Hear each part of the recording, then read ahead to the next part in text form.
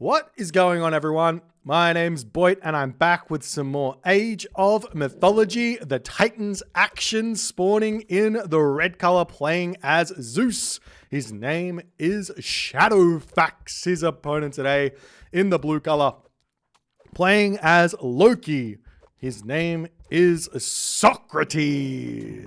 The map is Savannah, and game is being played on Overhaul 0.5. This patch is still in the works. It is very much in a relatively unbalanced state is what I would describe it as I'm trying to iron out the kinks and create something very, very new for players to play on. To start off with some of the changes for those of you who have not played this patch or have not seen any of the games, the big changes are that Norse can build town centers with their villagers. This one is a huge change for Norse in the late game. Also helps them out a little bit if they want to go for fast second town centers in the early game, as well as really, really helping them out in those situations where they can only build the town center with, say, one Ulfsark, and it just takes forever to get it up. So there's a lot of help there for the Norse players throughout the game. There are a couple of negative changes or nerfs to Norse, as well as buffs to Norse to kind of balance it all out. Loki is one of the gods I'm a little bit concerned with this patch, because he hasn't really been hit with too many negatives because he doesn't have access to Ragnarok. So there may be some extra changes being hit aimed at Loki to change him up a little bit and give him a little bit of a pain, or not a painful time, but a little bit less of an easy time throughout the game. But we'll see how things are going to go, because we haven't actually seen anyone really picking Loki just yet. Anyways, so Shadowfaxx, he is going in with the Zeus, and for some reason he's found himself a granary out in the middle of nowhere eating a zebra. Unfortunate there. The big changes for Zeus are that, or not just Zeus, but Greek in general, is that the Katoskopos over here has got 5 hack damage. Now, he doesn't have access to this damage until the classical age, but this is definitely a big help in terms of any early aggression that Greek is going to want to do, and it combats some of the buffs to the early game that pretty much every civilization bar Greek has received. So it's just an attempt to help Greek out against some of the early game changes. Things like faster train time for Norse, a little bit of extra HP for Norse. Atlantean has got the 2 population civilian units, so things get a little bit more out of control, a little bit faster for the Atlanteans. Egyptians getting the bonus economy and all that stuff. So just a little bit of a bonus there in the early game for the Greek players where that's concerned. So we'll see how this game's going to go. I guess the other big change for Zeus and for Greek is that Hypaspist and Peltast cost 3 population and have their stats adjusted as well to make that work to make that work out. Anyways, if we take a look over here, we do have some relics. Relics have also been changed to some degree. Some haven't, some have. This is the Tusk of the Iron Boar. This relic, obviously, very, very good. Has not been changed. It is still plus 10% bonus HP to the cavalry. Now, this relic down the bottom, this one's very, very different to plus 2 town center population. This is no longer plus 2 town center population. Instead, it reveals every gold mine on the map in a similar fashion to which Atlantean Uranus reveals town centers. So basically, you get a little ball of vision around every gold mine on the map, and then that ball of vision goes away, and you just see the whatever was around that gold mine. So you get to know where every gold mine is on the map. And if you get it late enough, and we're going to see Socrates grab this one here, I might turn this off and see if we can catch his reactions, because I don't know how well these guys have actually looked at the patch notes, and they're just going to be kind of finding out the changes as they go along. A little bit of the fun part of Age of Mythology, though. We do see some less than ideal walls here. It's fine, whatever. As Shadowfaxx is going through what looks to be a thinner, and he's just doing a standard opening here with the Norse villagers all inside the main base. So getting trained out. Relic going to get dropped into the town center. Am I lagging? Is this me lagging? This hasn't happened before.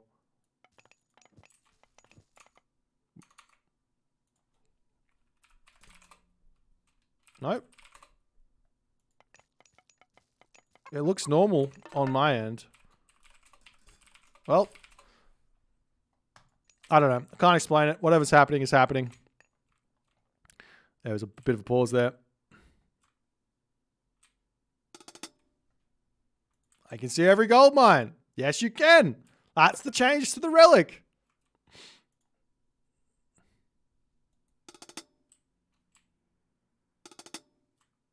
There we go. There's the reaction we were looking at. It should be hidden.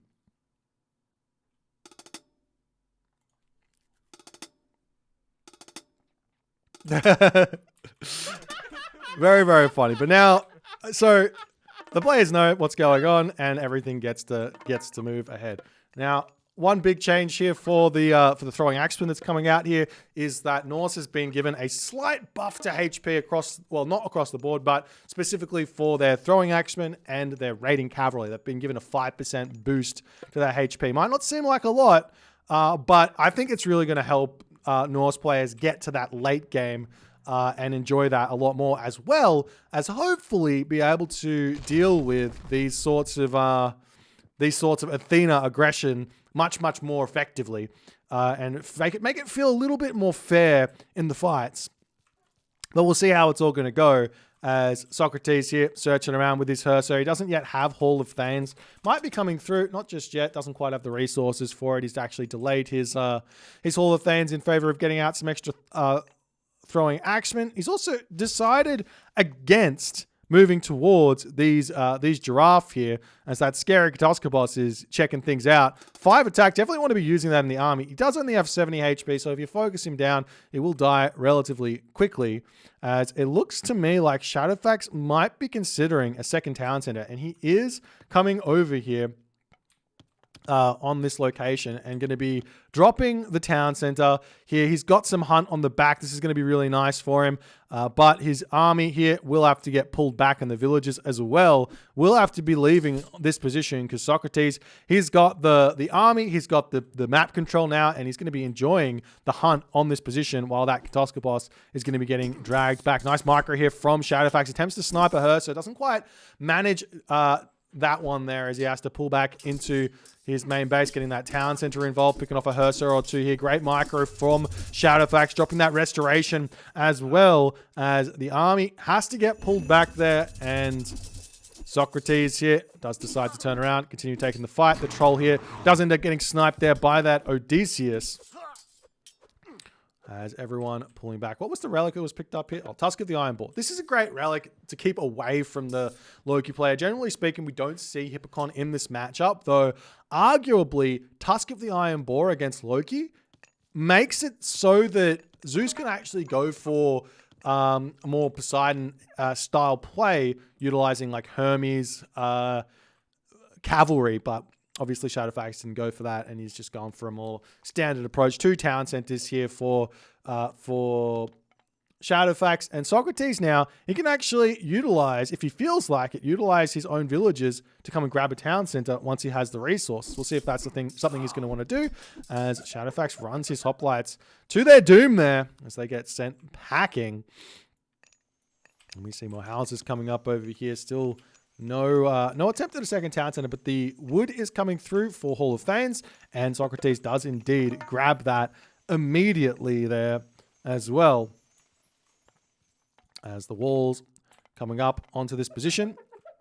There's a comment in the chat that the buff to the throwing axeman versus hoplites is too much. There's no change of the throwing axemen to hoplites. They still do 175% bonus damage versus hoplites and Myrmidon. However, the actual change was that they get 175 bonus damage versus other infantry, and I believe Norse heroes as well, which was an indirect nerf to Loki, I guess, because you can utilize your throwing axemen much more effectively against Loki. Anyways, we'll see how it goes as Shadowfaxx moving forward. He's still a little bit behind on the population here, but he has his 2 town centers. We do see that Socrates, he's dropping a town center with 1 dwarf. Just take all the dwarves over here and get the town center up. One dwarf on the town. That's funny. That's funny, but you can use as many dwarves as you like to get the town center up. Look at him go. I really like this change. I think this is one of the things that Norse really, really needs, but unfortunately it's not really an option in any sort of standard patch.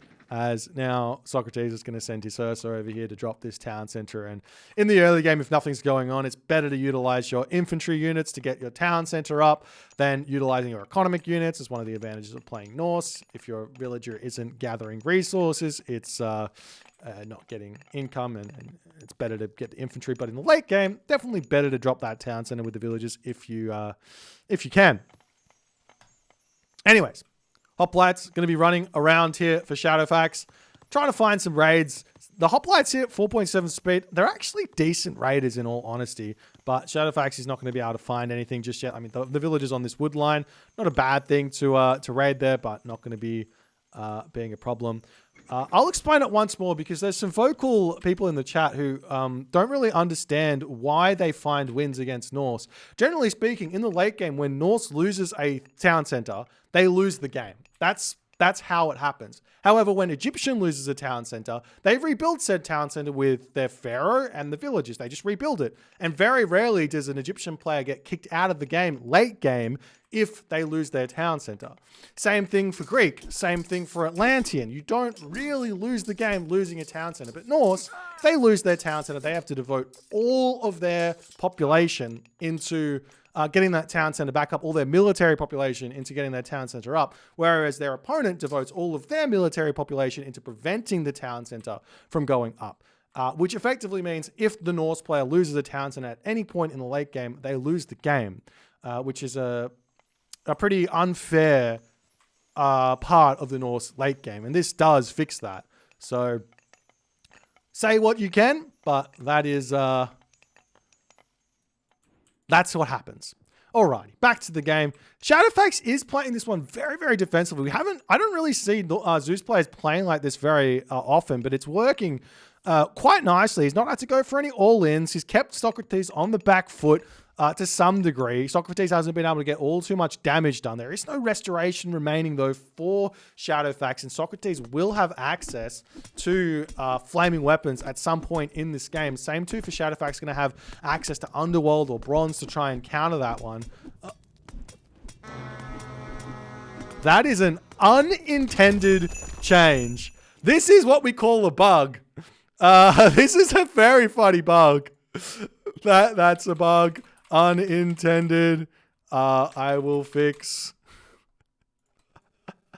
That's so funny.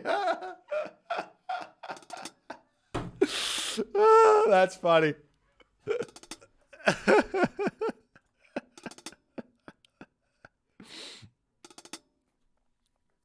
Yes. They don't cost any population. Please delete them. Rob.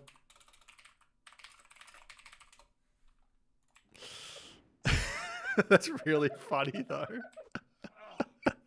I don't know why that happens. I think maybe when I made the relic, because this is a new relic that comes from the Pegasus, because I had to make Pegasus still cost population, but I wanted to make the Pegasus relic not cost population because it was an annoying unit to have. But that's funny. This shouldn't happen. So let's just ignore that that's the thing. As Underworld getting dropped down onto this position, Shadowfaxx ready to put some pressure onto Socrates. Socrates going up through Bragi as the dwarves have to get pulled back to the town center here. It looks like Socrates here has got all his units on this position, but Shadowfaxx has already got himself heavy hoplites here, which are very, very strong.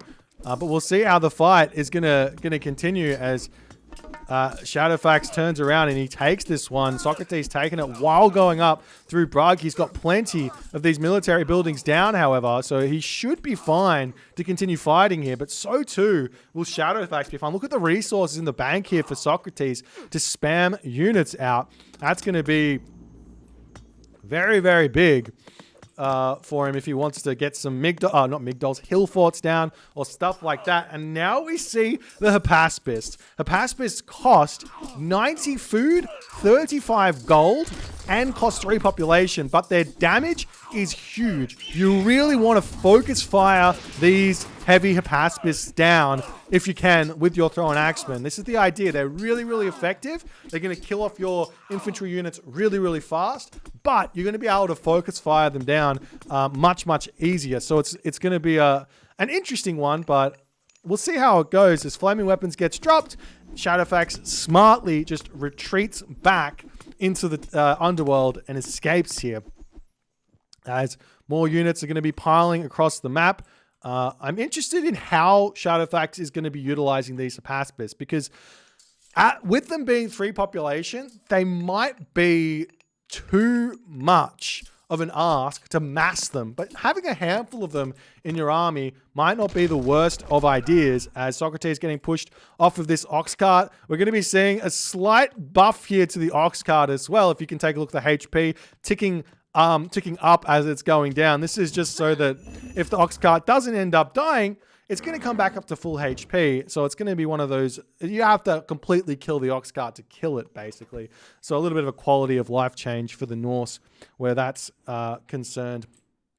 As Socrates wandering forward onto Shadowfaxx's town center, as Shadowfaxx a little bit out of position here. He's moving his army over here to try and deal with this one, as Shadowfaxx coming through the battle ball onto the town center. Can Shadowfaxx hold on this position with his army? It looks like he should be able to. He's trying to focus fire the Toxotes onto the throwing axemen. The Hypaspists have all gotten picked off. The army of Shadowfaxx nowhere to be seen because he's clicked up through Hephaestus. This is a really, really big moment here for Socrates to find an advantage, as Shadowfaxx has invested 2,000 resources into the Mythic Age and 800 resources into fortified town centers.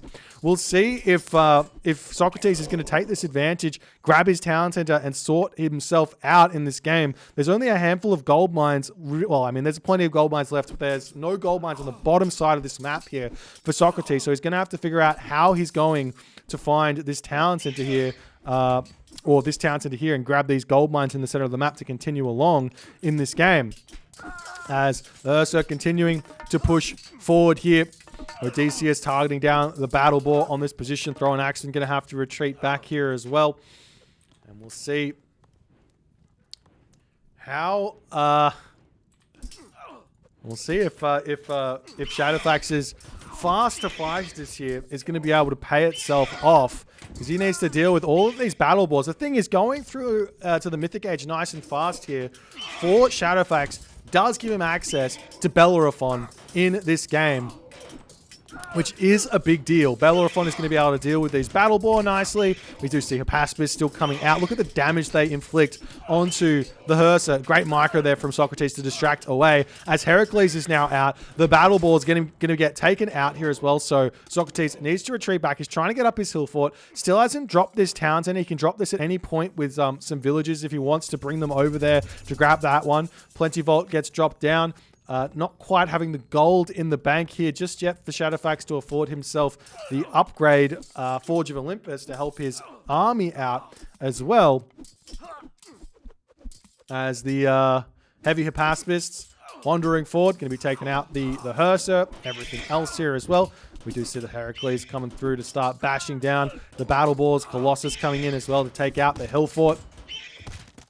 As the battle ball are going to be retreating back home, as the hill fort does fall. And now Shadowfaxx, he's in a decent position. Socrates has not secured his town center over here. He's back over onto this gold mine. Still hasn't secured this town center. And Shadowfaxx is Mythic Age. He's going to have Bellerophon. He's going to have his third town center up. He's getting himself flood control. He's going to be having Forge of Olympus relatively soon, I'm sure. I'm not sure exactly where it is, but he will have it fairly soon, I'm sure, as the Hypaspis still coming through. And Socrates with a lot of villagers at the moment, still no town center up. He definitely needs that one. 80 villager Norse, that's not a good position to be in with only having 2 town centers. But there's going to be a big opportunity for him to get this town center up at any point that he likes, but I'm not sure exactly what the plan is. As the Hersa come over here, Town Center is coming up right now. Socrates not bringing his villagers over to get that one up, making a maybe not quite used to that that change just yet. He obviously knows about it because he brought a villager to build the Town Center at one point, but we'll see how he's going to go and if he's going to get that one up, if Shadowfaxx is going to notice it or not. As the Toxotes taking units out on this position nicely. Great spacing here from Shadowfaxx, taking a lot of these units out. Socrates has been able to advance now through Hell, so he will have access to the Fire Giant, he'll have access to the Nidhogg, and everything else that comes from it here in this game. As Heracles somehow gets through onto that position, Hypaspis roaming the main base of Shadowfaxx, of Socrates here, excuse me. They will get taken out by those walls, those towers and everything else there as well. But Shadowfaxx kind of making a bit of a mistake letting this town center go up, but the units are now making their way over here as he's not checking it out. So it does look like Socrates will be able to get himself the third town center at the very least. It's now Forge of Olympus is through for Shadowfaxx. Champion Infantry is coming through as well. He's about to be in a very, very good position moving forward. Socrates knocking on the door over here, going to attempt to open up Shadowfaxx's base here and see if he can get some raids. Meanwhile, the dwarves over here turning around, going to be shanking these heavy infantry units, almost champion infantry units here, as they're going to have to retreat back. The units pushing forward onto this position, trying to take out Socrates' throwing axeman here, as we do see the Colossus getting taken out. An Einhjar spawn here for Socrates. Not going to help out all too much, in all honesty, in this fight. Still no hill forts up, so still no access to the Huskarls to really deal with the heavy Toxotes. But Mythic Age is now through for Socrates. His town center is up on this position. He needs to get some walls up and defend his gold. This gold mine in the top corner here is going to be very, very important for Socrates in this game, coming very, very soon, as we do see the Bellerophon moving forward. This is one of the more difficult units to deal with for pretty much every civilization. He can jump in, kill off a dwarf, cause a lot of problems. The Hypaspis here as well. Look at the damage coming through. Almost, well, it's just a lot of damage. Just counter infantry units supposed to be doing that as the Hersa all get cleaned up on that position. The Myrmidon starting to come in as no heroes on this position. The Nidhogg going to get cast down. The army will have to retreat back for the time being. The dwarves turning around. They are shanking down the Bellerophon, but Bellerophon, 30 damage a second, is going to be picking off these dwarves so absurdly fast here. Socrates has not set up a trade route. We see military buildings coming into the top corner of the map as Shadowfaxx is trying to push Socrates out of this game as the Fire Giants are through, though. Socrates has still got some fight left in him in this game, but with the fortress coming up in the center of the map, Socrates is going to have 0 gold income following this movement forward. Will the Nidhogg be able to push over here and deal with this? Will the dwarves be able to come over here and stop this double fortress here? I love that play to stop any sort of Nidhogg raids onto the gold mines. As the Fire Giants coming in, we got 3 ox carts on this location as well here for Socrates to help him out. We'll see if this is going to be a winning fight for Socrates. He is at full population, but iron weapons, iron mail is on the way for Shadowfaxx, as Shadowfaxx brings his Bellerophon in, jumps in, takes down one Fire Giant nicely, as the Hersa coming over here to try and take down the Bellerophon. Good micro from Shadowfaxx to pull away here. He's got to wait the extra 15 seconds or so for the special attack to come off. I'm not sure if it's 15 or 20, but he's going to be pulling that one back. We do see a Mountain Giant spawn there for Socrates to tear down that fortress, as some more Toxotes coming in onto this position, as another Fire Giant does end up falling. Great garrison micro there from Shadowfaxx to pull straight over onto the Fire Giant, as the Nidhogg returning back in. Great spread formation there from Shadowfaxx. His Odysseus over here with 18 HP. He's doing mass amounts of damage onto that Nidhogg, as Socrates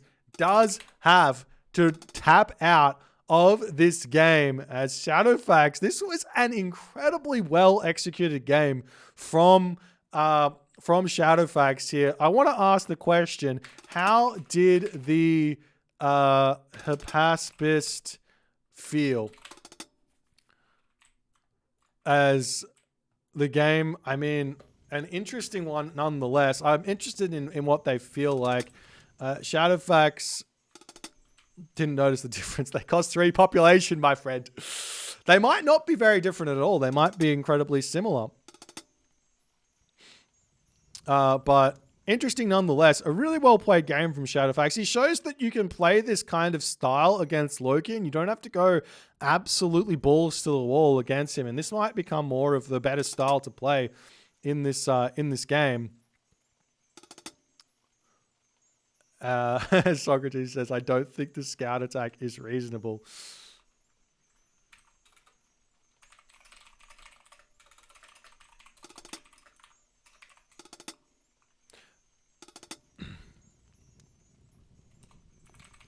So the point behind the scout change was basically that every civilization has gotten a boost to their early game, and I still want Greek to have that early aggression available to them to find advances. I'll explain it, Socrates. Every civ has basically been buffed early game, so it feels necessary, but it might not be. I don't know. Yes. Anyways, if you guys enjoyed this game, please consider hitting the follow on the Twitch. If you're on the YouTube, hit that subscribe button, and I'll see you guys in the next game.